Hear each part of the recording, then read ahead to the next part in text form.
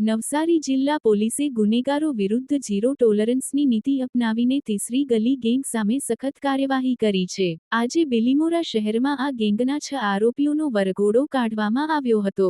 આરોપીઓને બિલીમોરા શહેરના એમજી રોડથી શરૂ કરી અલગ અલગ વિસ્તારોમાં ફેરવવામાં આવ્યા હતા। ડેપોથી તીસરી ગલી સુધી પણ આરોપીઓને પગપાળા લઈ જવામાં આવ્યા હતા।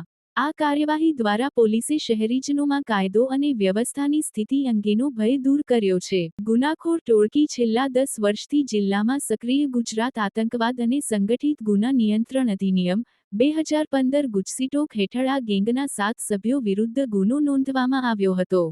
આ સંગઠિત ગુનાખોરી ટોળકી છેલ્લા 10 વર્ષથી નવસારી જિલ્લામાં સક્રિય હતી। સામાન્ય નાગરિકો તેમની વિરુદ્ધ ફરિયાદ નોંધાવતા ડરતા હતા। ગેંગનો મુખ્ય સરગના અમીન અનવર શેખ ઉંમર 42 છે। તે તેના સાગરીતો સાથે મળીને ખૂન, ધાડ, અપહરણ, બળાત્કાર અને ખૂનની કોશિશ જેવા ગંભીર ગુનાઓ આચરતો હતો। આ ગેંગની દહેશત એટલી હતી કે સામાન્ય નાગરિકો તેમની વિરુદ્ધ ફરિયાદ નોંધાવતા ડરતા હતા। નવસારી જિલ્લા પોલીસ અધિક્ષકે આ મામલાની તપાસ માટે એક ખાસ તપાસ ટીમ SITની રચના કરી હતી। આ ટીમનું નેતૃત્વ બીવી ગોહિલ નાયબ પોલીસ અધિક્ષક ચીખલી કરી રહ્યા છે। પકડાયેલા આરોપીઓમાં અમીન અનવર શેખ, રોનક ઉર્ફે બોબડો ગિરીશભાઈ પટેલ ઉંમર 24, એવિન નિલેશભાઈ પટેલ ઉંમર 27, મનોજ ઉર્ફે પદ શિવાજી ગોવિંદા પાટીલ ઉંમર 35, ગૌરવ રાજેશ ચોટલિયા ઉંમર 30 અને માઝ ફકરુદ્દીન શેખનો સમાવેશ થાય છે।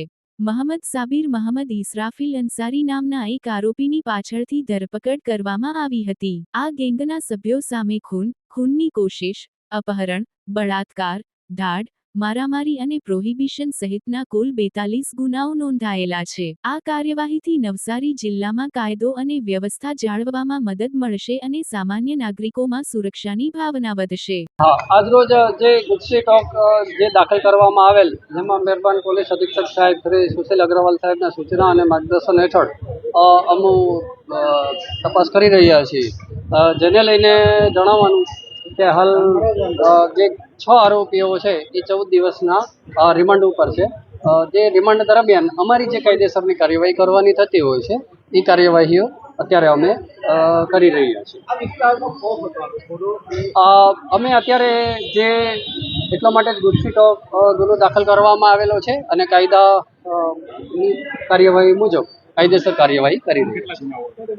એમની ઉપર બહુ બધા મર્ડર છે, પછી 307 છે, ખંડણીના ગુનાઓ છે, એવા ઘણા બધા ગુનાઓ, ઈજા છે, ભયંકર ફ્રેક્ચર કરવાના ગુના, એમ ઘણા બધા એમની ઉપર ગુનાઓ દાખલ કરવામાં આવેલા હતા ભૂતકાળની અંદર। જેને લઈને ગુજસીટોક કાયદાનો ઉપયોગ કરી તેના વિરુદ્ધ ગુજસીટોક કાયદા અન્વયે ગુનો દાખલ કરી અને હાલ આરોપીઓ રિમાન્ડ ઉપર છે।